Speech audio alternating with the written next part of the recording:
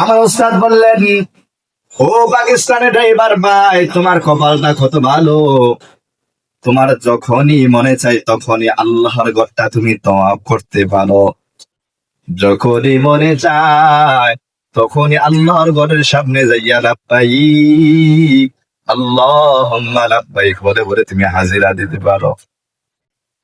বড়হাঙ্গের এলাকার যুবক ভাইরা, বৃদ্ধ বাবাজিরা, পর্দার মা বোনেরা, আমার উস্তাদ বলে ওই পাকিস্তানের ড্রাইভার যেই জবাবটা দিয়েছে ওই জবাবের জন্য আমি মোটেও প্রস্তুত ছিলাম না। কি জবাব দিয়েছে? ওই পাকিস্তানের ড্রাইভার বলতেছে, হুজুর আমার কপালটা তো মন্দ তো খারাপ, এই 12 বছরের মধ্যে একবার আল্লাহর ঘরটাকে আমি তো করতে পারি নাই। নাউজুবিল্লাহ বলবেন না? বড় হাঙ্গিরা রাখা যুবক ভাইয়েরা, বৃদ্ধ বাবাজিরা, পর্দার মা বোনেরা, এই যে ঘটনা শোনাইলাম, ঘটনা শোনানোর মাধ্যমে আপনাদেরকে আমি কি মেসেজ দিলাম? এই ঘটনার মাধ্যমে আপনাদেরকে আমি এই মেসেজ দিয়েছি, যাদেরকে রব্বুল আলামিন কবুল করবেন তারাই মাহফিলের মধ্যে আসতে পারবে, যাদেরকে আল্লাহ কবুল করবেন না তারা মাহফিলের মধ্যে আসতে পারবেন না। আল্লাহ রব্বুল আলামিন বলেন, إنك لا تهدي من أحببت ولكن الله يهدي من يشاء।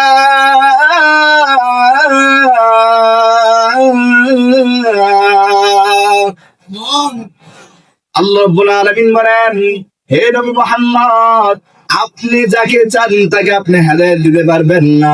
বড়হাঙ্গের এলাকার যুবক ভাইরা, বৃদ্ধ বাবাজিরা, পর্দার মা বোনেরা, আমরা একদিনের আলোচনা দিয়ে আপনাদেরকে আমরা হেদায়েত করতে পারবো না।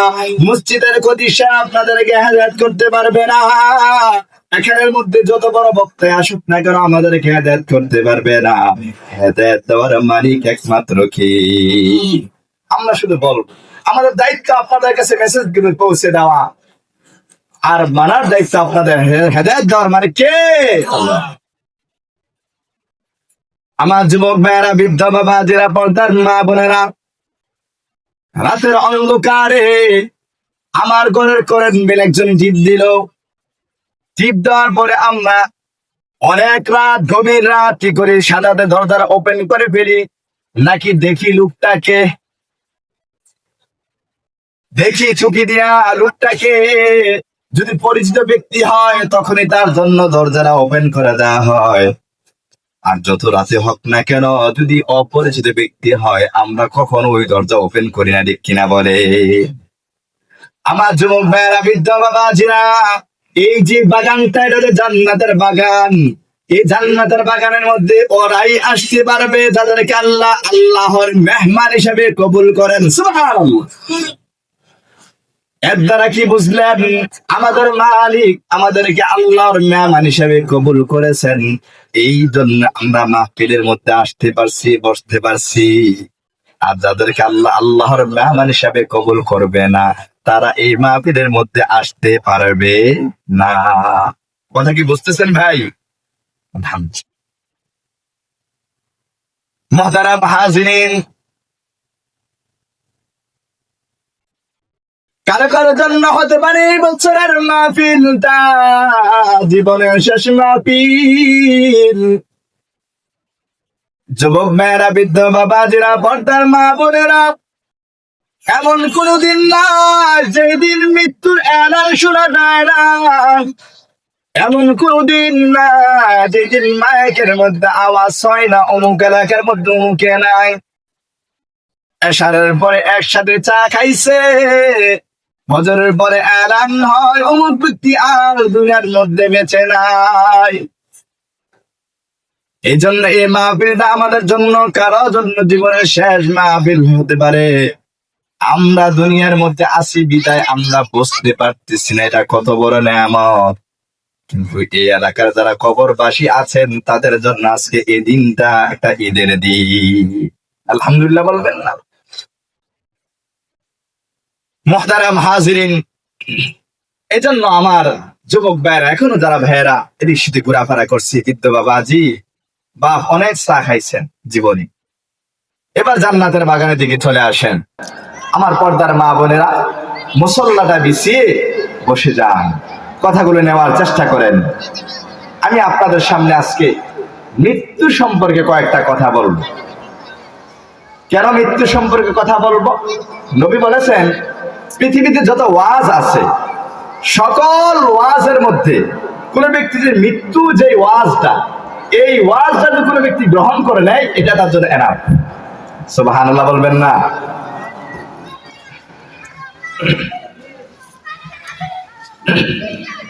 এখানের মধ্যে আমরা কে আছি যে মৃত্যুবরণ করবো না? হাত তোলেন তো দেখি। আছেন নাকি কেহ? দেখি কে এমন পালোয়ান আছেন, হাত তোলেন। ও ভাই, ও বরহাঙ্গিন এলাকার যুবক ভাইরা, বৃদ্ধ বাবাজিরা, আপনারা কিভাবে হাত তুলবেন? বড় বড় পালোয়ানরা হাত তুলতে পারে নাই, বড় বড় পালোয়ানরা আসরের সামনে টিকে নাই। আল্লাহু আকবার, আল্লাহু আকবার। জিন জাতীয় মৃত্যুবরণ করতে হবে, দেবদূতরা মৃত্যুবরণ করতে হবে, ফেরেশতারা মৃত্যুবরণ করতে হবে, জিবরাইল আলাইহিস সালাম মৃত্যুবরণ করতে হবে, এবং কি যেই ফেরেশতা আমাদের রূহগুলো কবজ করে তার নামটা কি বলেন তো? আজরাইল। ওই আজরাইল একদিন তার নিজের রূহটা নিজে কবজ করতে হবে। কি ভাই, মৃত্যু থেকে পালাতে পারবেন? কেউ যদি ভিতরে এই কথা নাই, আমি তো একদিন মরতে হবে, আমি তো একদিন মারা যাব, আমি তো একদিন হারিয়ে যাব, আমি তো একদিন এরকম ভাবে অন্ধকার কবরের মধ্যে শুয়ে যাব, এই কথাটা যদি কোনো ব্যক্তি ফিল করে, একটু ধ্যান করে, বলেন সে কি গুনাহ করতে পারবে? কথা বলেন, গুনাহ করতে পারবে? মুহতারাম হাজিরিন, আমি আপনাদের সামনে মৃত্যু সম্পর্কে কয়েকটা কথা বলবো। আমি সূরাতুল আলী ইমরানের 185 নম্বর আয়াত দিয়ে আপনাদের সামনে তেলাওয়াত আমার আজকের আলোচনাটা আরম্ভ করতে যাচ্ছি। আল্লাহ রাব্বুল আলামিন বলেন, কুল্লু নাফসিন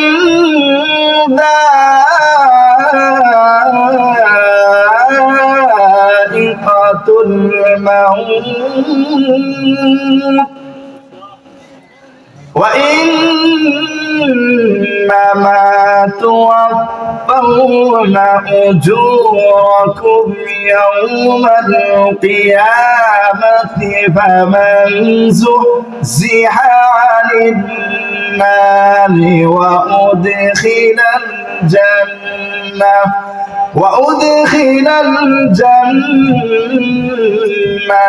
ফাকাদ ফাজ।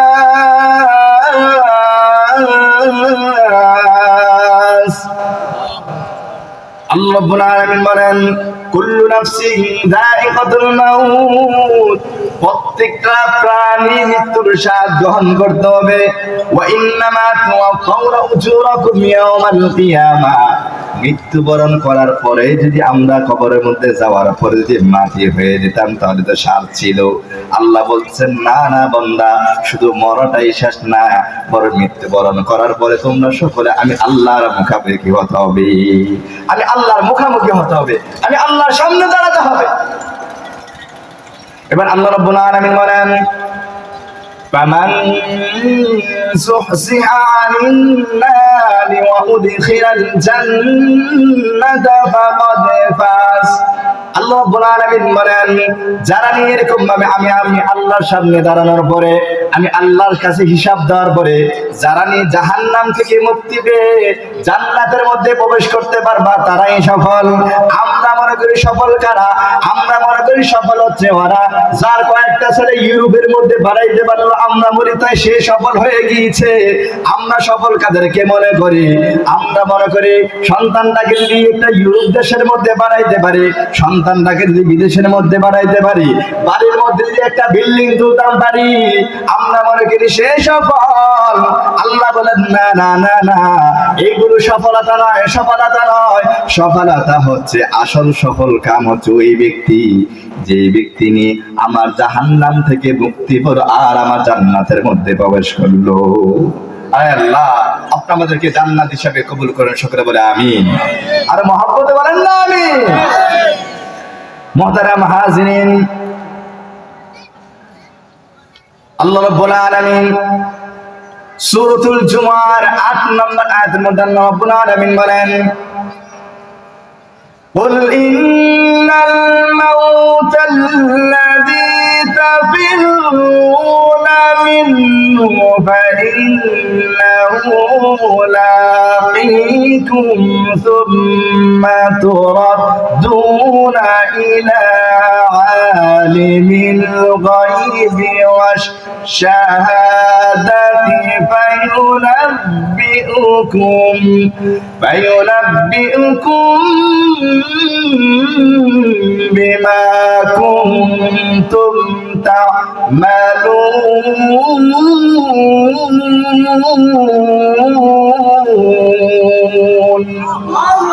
আল্লাহ রাব্বুল আলামিন বলেন কুল ইন্নাল মাউতাল্লাযী তাফিরুনা মিনহু ফাইন্নাহু মুলাকীকুম। আল্লাহ রাব্বুল আলামিন বলে হে নবী আমার বান্দাদেরকে আপনি বলে দেন যে যত বড় ক্ষমতাওয়ালা আপনার হাত হোক না কেন, যে যত বড় পাওয়ার ম্যান হোক না কেন, যে যত বড় চেয়ারের মালিক হোক না কেন, যে যত টাকার মালিক হোক না কেন, একদিন তার দুয়ারের মধ্যে মৃত্যু আসবে, একদিন তার আজরের মুখোমুখি হতে হবে, একদিন তার কাছে মৃত্যু এরকম ভাবে সাক্ষাৎ করবে। ও আমার যুবক ভাইরা, বৃদ্ধ বাবাজিরা, পর্দার মা বোনেরা, একটু চক্ষুগুলো বন্ধ করে ভাবেন তো আজরাইল যদি আমার সামনে আসে, যে আজরাইলকে দেখলে মানুষের চক্ষুগুলো উল্টিয়ে যায়, যে আজরাইলকে দেখলে মানুষ প্রস্রাব পায়খানা করে দেয়।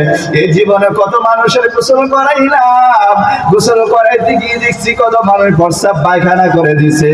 ও বড় হাঙ্গির এলাকার যুবক ভাইরা, বৃদ্ধ বাবাজিরা, পর্দার মা বোনেরা, একটু চক্ষুগুলো বন্ধ করিয়া ভাবেন ওই মালাকুল মউত আজরাইল যদি আমার সামনে দাঁড়িয়ে যায়, মালাকুল মউত আজরাইলের চোখ পাকানি দামলে নিতে পারবো রে ভাই।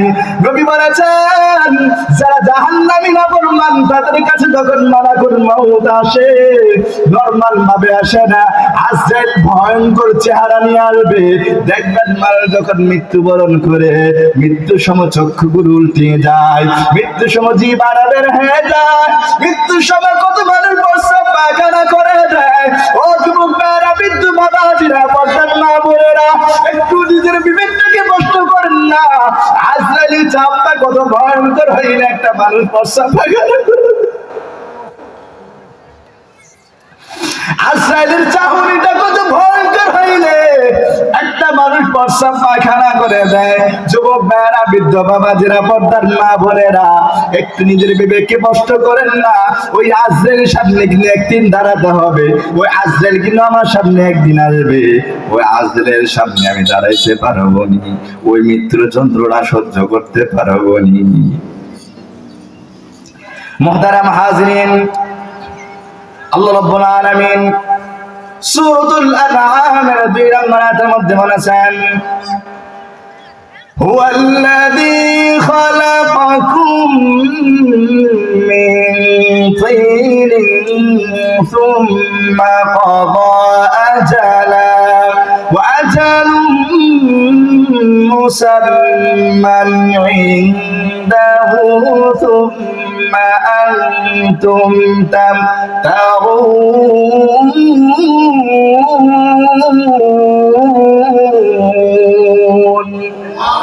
আল্লাহ রাব্বুল আলামিন বলেন বান্দারে আমি যে তোমাকে বানাইলাম এত সুন্দর করে মাটি দ্বারা বানাইলাম, ও বান্দা একদিন কিন্তু মৃত্যু তোমার কাছে এসে যাবে। কারণ আল্লাহ রাব্বুল আলামিন বলেন আমি তোমাদেরকে একটা নির্দিষ্ট সময় দিয়েছি। আমাদেরকে জিজ্ঞেস করা হয় ভাই আপনার বয়স কত হয়েছে, আমরা বলি 50 বছর হয়েছে, আমরা বলি 20 বছর হয়েছে, আমরা বলি 60 বছর হয়েছে। ও বড় হাঙ্গির এলাকার যুবক বাবা, বৃদ্ধ বাবাজিরা, আমি মনে করতেছি আমার বয়সটা হয়তো বাড়তেছে, না না ভুলের মধ্যে আছি। আপনি ব্যাংকের মধ্যে 50,000 টাকা রাখলেন, প্রত্যেক মাসে যদি আপনি 1,000 টাকা করে নিয়ে আসেন, বলেন 50,000 টাকা থেকে আপনার টাকাটা বাড়বে নাকি কমবে? এই কথা বলে না, পারবে না কমবে? কমবে। ও যুবক ভাইরা, বৃদ্ধ বাবা যারা, পর্দার মা বোনেরা, ব্যাংকের মধ্যে এটা কোনো সিস্টেম হলো বলেন? এটা কোনো সিস্টেম? এখানে তো কথা চলতেছে, আলোচনা চলতেছে, যারা ইন্তজাম একটু করছেন তারা এগুলো খেয়াল রাখতে হবে ভাই। একজনে কোরআন থেকে আলোচনা করতেছে আর আপনারা হরেন দ্বীপ পড়া মাহফিলকে নষ্ট করে দিচ্ছেন। কোথা থেকে এগুলো শিখছেন ভাই বলেন? মাওলানা আসলে কিভাবে হরণ দিতে হয়? মুহতারাম হাজরিন, আল্লাহ রাব্বুল আলামিন বলেন, আমি মানুষকে বানানোর পরে প্রত্যেকটা মানুষকে একটা নির্দিষ্ট সময় দিয়েছি। আপনার ব্যাংকের মধ্যে 50,000 টাকা রাখলে প্রত্যেক মাসে যদি 1,000 টাকা করে তোলেন তাহলে কি টাকাটা বাড়বে না কমবে? সবাই কথা বলতে হবে ভাই, বাড়বে না কমবে? ও ভাই, ব্যাংকের মধ্যে 50,000 টাকা রাখলে যেরকম ভাবে প্রত্যেক মাসে উঠানোর দ্বারা ব্যাংকের টাকা কমে যায়, আমি মনে করতেছি আমার বয়সটা অথবা বাড়তেছে। না না না ভাই, আল্লাহ রাব্বুল আলামিন নবীর মাধ্যমে জানিয়ে দিয়েছেন প্রত্যেকটা মানুষকে আল্লাহ রাব্বুল আলামিন তৈরি করার 40,000 বছর পূর্বে তিনটা জিনিস নির্দিষ্ট করে দিয়েছেন। এক নম্বরে ওই বান্দারা কোন দিন জন্মগ্রহণ করবে, কোন দিন মৃত্যুবরণ করবে। দুই নম্বরে বান্দাটা জান্নাতি হবে না জাহান্নামী হবে। তিন নম্বরে আমার বান্দা কোন দিন কোন বেলায় কি দিয়া খাবে। সুবহানাল্লাহ বলবেন না? তিনটা জিনিস নির্দিষ্ট হয়ে গেছে। এক নম্বরে ভুলে গেছেন? এক নম্বরে বান্দা কোন দিন জন্মগ্রহণ করবে, কোন দিন মৃত্যুবরণ করবে, সকলে বলতে হবে। এক নম্বরে বান্দা কোন দিন জন্মগ্রহণ করবে, কোন দিন মৃত্যুবরণ করবে। দুই নম্বরে বান্দা জান্নাতি হবে না জাহান্নামী হবে।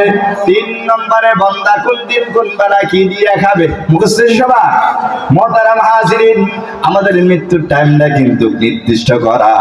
যেই দিন, যেই সময়, যেইখানে আমার মৃত্যু হওয়ার কথা সেখানেই আমার মৃত্যু হবে। ঠিক কিনা বলেন? মুহতারাম হাজিরিন, দাউদ আলাইহিস সালাতু ওয়াস সালাম তিনার সন্তান ছিলেন সুলাইমান আলাইহিস সালাম। সুলাইমান আলাইহিস সালাতু ওয়াস সালাম কে ছিলেন? যিনি পুরা বিশ্বের, পুরা পৃথিবীর বাদশা ছিলেন। আমার বড়হাঙ্গির এলাকা যুবক ভাইরা, বৃদ্ধ বাবাজিরা, পুরাটা পৃথিবীকে পরিচালনা করেছেন এরকম বাদশা ছিল 4 জন। কয়জন?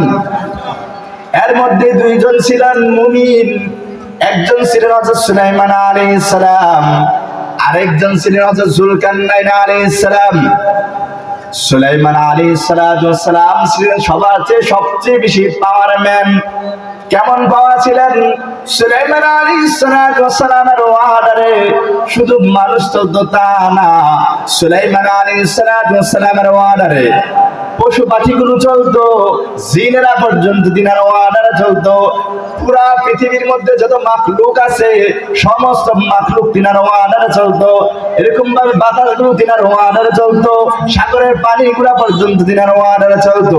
ও বড়হাঙ্গিরা রাখা যুবক ভাইরা, বৃদ্ধ বাবাজিরা, পর্দার মা বোনেরা, হযরত সুলাইমান আলাইহিস সালাম তিনি পুরা পৃথিবীর বাদশা ছিলেন। কেমন ক্ষমতা ছিলেন? তিনি যেই রুমটার মধ্যে বসতো, ওই রুমটার মধ্যে তিনার ডান পাশে 2,500 স্বর্ণের চেয়ার ছিল, বাম পাশে 2,500 রূপার চেয়ার ছিল। ডান পাশের যে চেয়ারগুলো ছিল স্বর্ণের চেয়ার, এইগুলোর মধ্যে 2,500 আলেম বসতো, ওই যুগের শ্রেষ্ঠ আলেমরা বসতো। বাম পাশের যে চেয়ারগুলো ছিল, ওই চেয়ারগুলোর মধ্যে জিন জাতির মধ্যে যারা আলেম ছিল তারা রূপার চেয়ারগুলোর মধ্যে বসতো। আমার যুবক ভাইয়েরা, বৃদ্ধ বাবাজিরা, পর্দার মা বোনেরা, সুলাইমান আলাইহিস সালাম তিনি যে রেখে এরকম ভাবে মন্ত্রী সবার মধ্যে কথা বলতেছিলেন, এমন সময় আজরাইল আলাইহিস সালাম এরকম ভাবে মানুষের আকৃতি ধরে ঢুকলেন। সুবহানাল্লাহ বলবেন না? আজরাইল আলাইহিস সালাম যখন সুলাইমান আলাইহিস সালামের রুমে ঢুকলেন, ঢোকার পরে তিনি সুলাইমান আলাইহিস সালামের সাথে কথা বললেন। কথা শেষ করে তিনি যখন বের হয়ে যাবেন, বের হওয়ার আগ মুহূর্তে সুলাইমান আলাইহিস সালামের একটা মন্ত্রী ছিল, ওই মন্ত্রীর দিকে চোখগুলো একটু আর করে তাকাইলেন। কে তাকাইছে? চোখটি আর করে কে তাকাইছে? আরে কথা বলা না, কে তাকাইছে? আজরাইল আলাইহিস সালাম। চিন্তা করেন, আজরাইল যদি চোখটি বাক করে আমার দিকে তাকায় কেমনটা হবে? আল্লাহু আকবার, আল্লাহু আকবার। আজরাইল আলাইহিস সালাম সুলাইমান আলাইহিস সালামের দরবার থেকে যখন বের হয়ে গেল, ওই যে মন্ত্রী সাহেব যার দিকে আজরাইল চোখগুলো পাক দিয়ে তাকাইছেন। ওই মন্ত্রী সাহেব বললেন, হে সুলাইমান, এই যে লোকটা সব মানুষের মতন, এই লোকটাকে? সুলাইমান আলাইহিস সালাম বললেন, এই দুনিয়ার কোন সাধারণ মানুষ না, সে হচ্ছে মালাকুল মউত আজরাইল। ওই মন্ত্রী সাহেব যখন মালাকুল মউত আজরাইলের নামটা শুনলো, শোনার সাথে সাথে ভয়ে কম্পন তৈরি হয়ে গেল। মন্ত্রী সাহেব বলল, সুলাইমান, আজরাইল আমার দিকে যেমনি তাকাইছে, আরে ওই আজরাইল যদি আমার সামনে আসে আমি তা নিতে পারবো না। দ্বিতীয়বার যদি আজরাইল আমার সামনে আসে আমি তা নিতে পারবো না, সহ্য করতে পারবো না। হে সুলাইমান, তুমি বাতাসকে অর্ডার করো, আমাকে যাতে করে বাতাস পৃথিবীর এমন একটি স্থানের মধ্যে নিয়ে রেখে আসে, যেই স্থানের মধ্যে রাখলে আমাকে পৃথিবীর কোনো মানুষ টোকাইয়াও পাবে না। আমার বড়হাঙ্গির এলাকার যুবক ভাইরা, বৃদ্ধ বাবাজিরা, পর্দার মা বোনেরা, মন্ত্রী সাহেবকে আল্লাহ রাব্বুল আলামিন, আল্লাহর নবী আলাইহিস সালাতু ওয়াস সালাম, সুলাইমান আলাইহিস সালাতু ওয়াস সালাম বাতাসকে অর্ডার করলেন, মন্ত্রী সাহেবকে পৃথিবীর এক প্রান্তে একটা জঙ্গলের মধ্যে ফালাইয়া রাখা হলো। ও বড়হাঙ্গির এলাকার যুবক ভাইরা, বৃদ্ধ বাবাজিরা, ঘটনা শোনানো শুধু উদ্দেশ্য নয়, এর মধ্যে অনেক বড় মেসেজ রয়েছে, দিলের কান দিয়ে শুনুন। সুলাইমান আলাইহিস সালাতু ওয়াস সালামের মন্ত্রী সাহেবকে যখন জঙ্গলের মধ্যে রাখা হলো, জঙ্গলের মধ্যে রাখার পরে সুলাইমান আলাইহিস সালাতু ওয়াস সালামের দরবারের মধ্যে আজরাইল কয়েকদিন পরে আবার আসলেন। আসার পরে আজরাইলকে সুলাইমান বললেন, হে আজরাইল, তুমি যে গত কয়েকদিন আগে আমার দরবারের মধ্যে আসছিলা, আসার পরে তুমি আমার এরকম ভাবে এক মন্ত্রীর দিকে চোখগুলো বড় বড় করে তাকাইছ, হে আজরাইল, তোমার ভয়ে তো আমার মন্ত্রী সাহেব জঙ্গলের মধ্যে চলে গিয়েছে। হে আজরাইল, আমার মন্ত্রী কেন এইভাবে চোখ বাঁকাইয়া তাকাইয়া? আজরাইল আলাইহিস সালাতু ওয়াস সালাম বললেন, হে সুলাইমান, আমার আল্লাহ আমাকে নির্দেশ করেছেন, আপনার দরবার থেকে আমি বের হওয়ার পরে এই মন্ত্রী সাহেব রূহটাকে কবজ করার জন্য। কিন্তু আমার আল্লাহ বলেছেন যে এই মন্ত্রী সাহেব নাকি পৃথিবীর অমুক প্রান্তে এক জঙ্গলের মধ্যে থাকবে। আমি তো আশ্চর্য হয়ে গেলাম। আল্লাহ বললেন যে আপনার দরবার থেকে বের হওয়ার পরে অমুক জঙ্গল থেকে তার রূহটাকে কবজ করার জন্য, কিন্তু আমি দেখলাম যে এই ব্যক্তিটা আপনার দরবারের মধ্যে রয়েছে। এই জন্য আমি আশ্চর্য হয়ে ওই ব্যক্তিটার দিকে তাকাইলাম। ও বড়হাঙ্গির এলাকার যুবক ভাইয়েরা, বৃদ্ধ বাবাজিরা, পর্দার মা বোনেরা, এই ঘটনার দ্বারা আমরা কি বুঝলাম? মন্ত্রী সাহেব মৃত্যু থেকে পালানোর জন্য ওই যে জঙ্গলের মধ্যে গিয়েছে, কিন্তু মৃত্যু থেকে রেহাই পাই নাই, বরং যেখানেই তার মৃত্যু না হওয়ার কথা ছিল সেখানেই সে মৃত্যুবরণ করতে হয়েছে। আমার যুবক ভাইয়েরা, বৃদ্ধ বাবারা, পর্দার মা বোনেরা, আমাদের মৃত্যু যে একদিন এসে যাবে, জানি না কখন কোথায় মৃত্যুবরণ করতে হয়। ও যুবক ভাইয়েরা, বৃদ্ধ বাবাজিরা, পর্দার মা বোনেরা, নিজের বিবেকটাকে নিজে কষ্ট করেন না। আমি এখন যে অবস্থা আছি, এই অবস্থায় যদি আমার মৃত্যুর ডাক এসে যায়, আমি কি আমার মালিকের সামনে দাঁড়াইতে পারবো? আমার মালিকের সামনে দাঁড়াইয়া কি আমি জবাব দিতে পারবো? যুবক ভাইয়েরা, বৃদ্ধ বাবাজিরা, একটু নিজেকে যে প্রশ্ন করেন, একটু ভাবেন। আজকে যারা ক্ষমতার চেয়ারের মধ্যে বসে মানুষের উপর জুলুম অত্যাচার করে, একটু ক্ষমতা পাইলে, কোন টাকার মালিক হইলে মানুষকে আর মানুষ মনে হয় না, মানুষের সাথে যা তা ব্যবহার করে, মানুষের উপর জুলুম অত্যাচার করে, ক্ষমতার চেয়ারের মধ্যে বসিয়ে বাংলাদেশের টাকাকে এরকম ভাবে ইউরোপের মধ্যে বাড়াইয়া বেগম পাড়া তৈরি করে। ঠিক কিনা বলেন? যারা এরকম ভাবে ক্ষমতার চেয়ারের মধ্যে বসে জুলুম অত্যাচার করেন, আপনি তো জানেন না আপনার মৃত্যুটা কি বাথরুমের মধ্যে হবে নাকি গাঁজা খাওয়া অবস্থা হবে, আপনি তো জানেন না। অতএব সাবধান, ক্ষমতা পাওয়ার পরে মানুষের উপর জুলুম অত্যাচার করা যাবে না।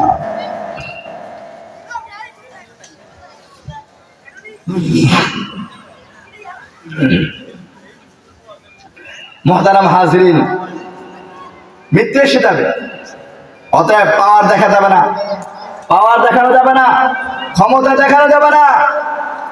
যারা দুর্বল, যারা গরিব, তাদের উপর জুলুম অত্যাচার করা যাবে না। এবার আর বুক বেশি দীক্ষা, যার ছেলে কম এবার আর ছেলে নাই, বাস এবার আর ঘর ঠেলা আরম্ভ করছে, জমিন ঠেলা আরম্ভ করছে, লাইল করা আরম্ভ করছে। দুনিয়ার মধ্যে যদি বেঁচে যান আল্লাহর হাত থেকে রক্ষা পাবেন না, ঠিক কিনা বলেন? সাবধান। মোহতারাম হাজরিন,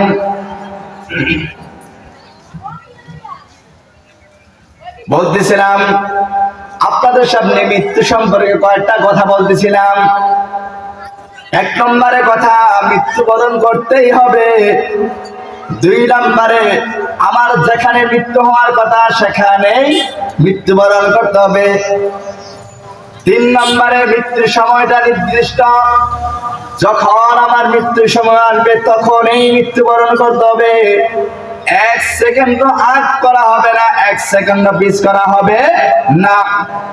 মরণ থেকে যতই পালা, মরণ তো বাহিনী বিগিরি,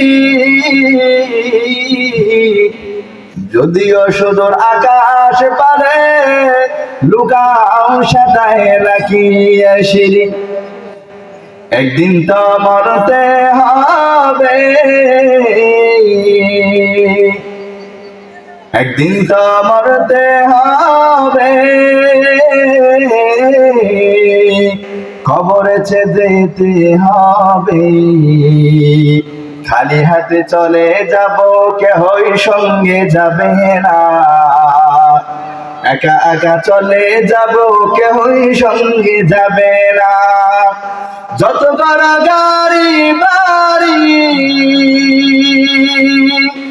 যত বড় গাড়ি বাড়ি,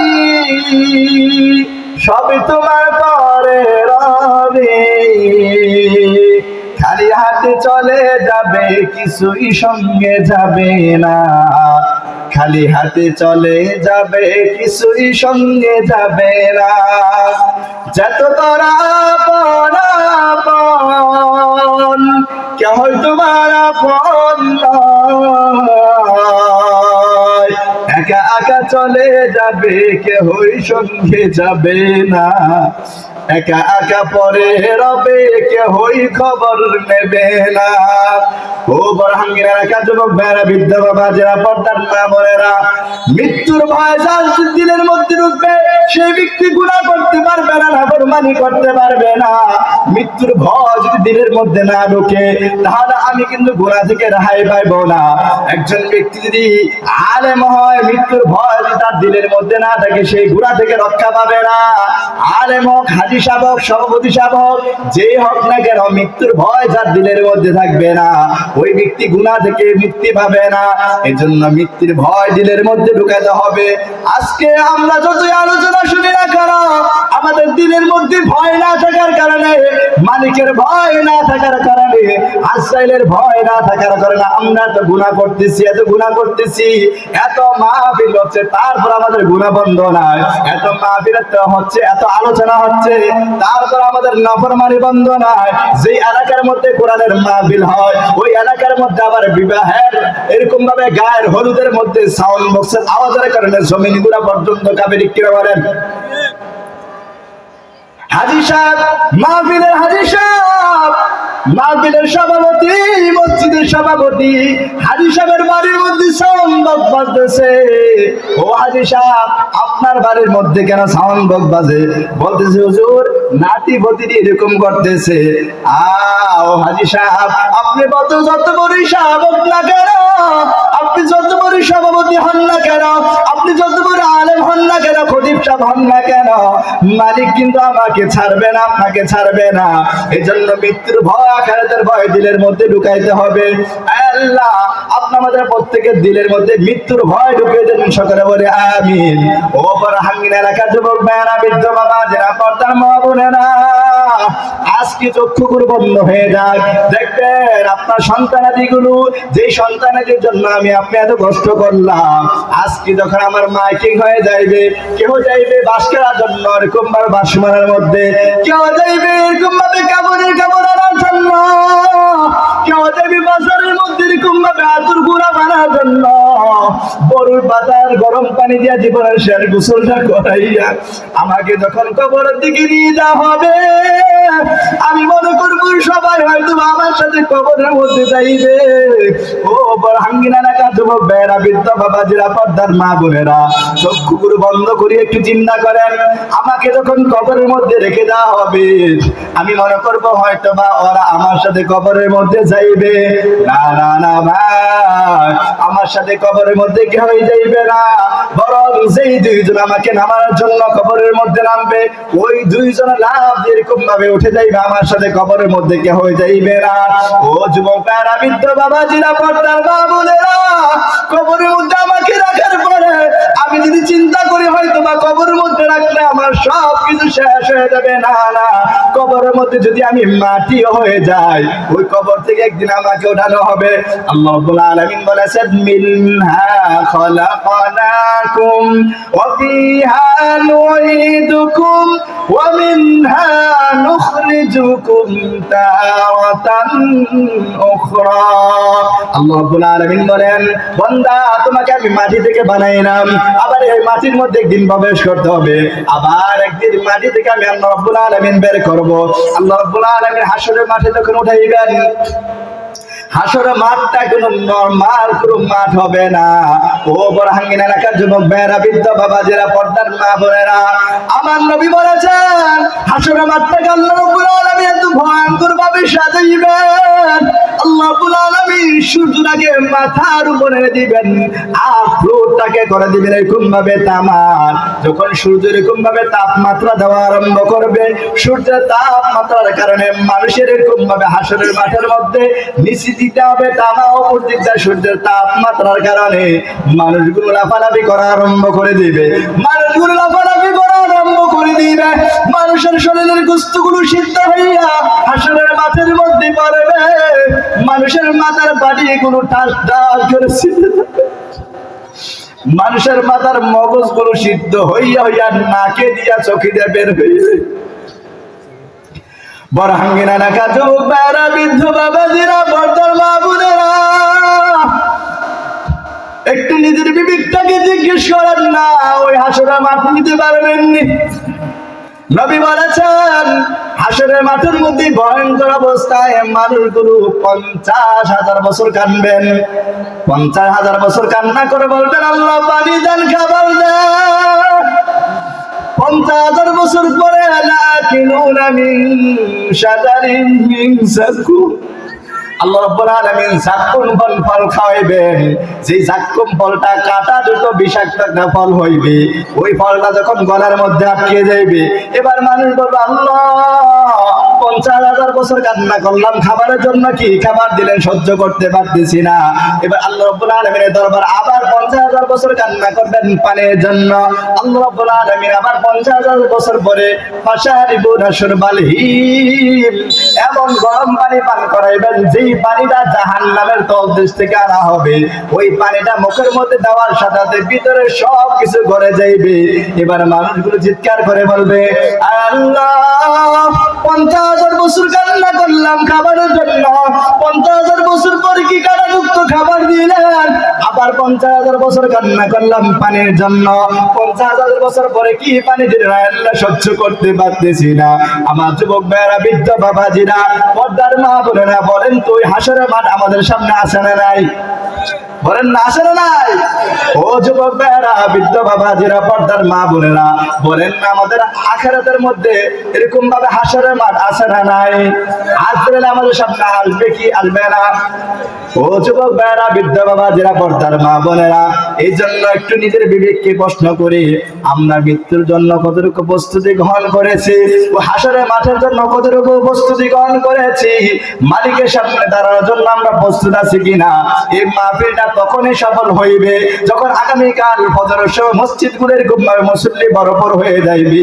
এই মাহফিলটা তখনই সফল হবে যখনই এই এলাকার সব যুবকের ঘুম দিনদার হয়ে যাবে, পরহেজগার হয়ে যাইবে। আয় আল্লাহ, এই মাহফিলকে যারা ইন্তজাম করেছেন তারা প্রত্যেককে হেদায়েত দান করেন, সকলে বলে আমিন। এই মাহফিলের উসিলা করে প্রত্যেকটা যুবক ভাইকে, প্রত্যেকটা বৃদ্ধ বাবাজিকে, প্রত্যেকটা পর্দার মা বোনদেরকে নামাজিয়ালা বানিয়ে দেন, সকলে বলে আমিন।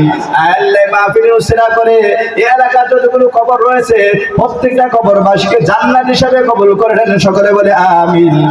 আল্লাহ, এই মাহফিলকে যারা ইন্তজাম করেছে আমার প্রবাসী ভাইরা যারা আছে তাদেরকে আপনি কুদরতে হাতের দ্বারা হেফাজত করেন, সকলে বলে আমিন। সকলে মহাব্বতে বলে আমিন।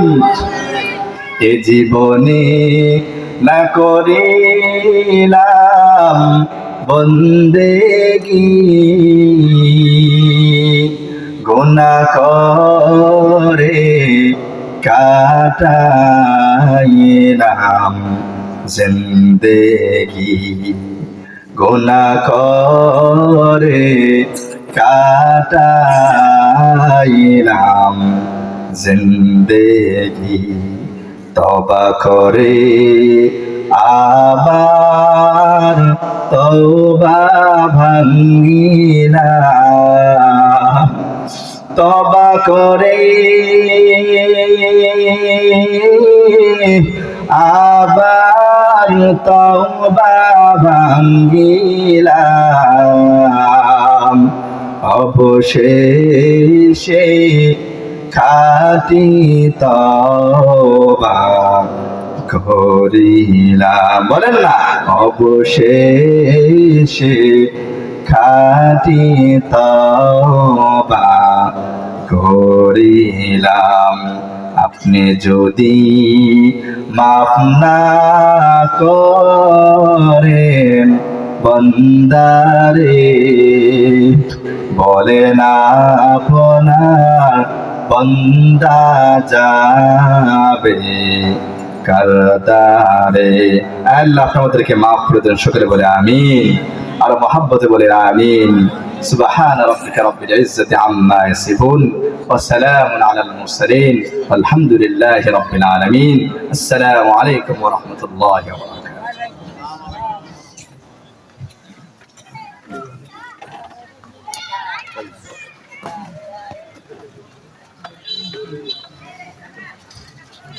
বারাকাতুহু।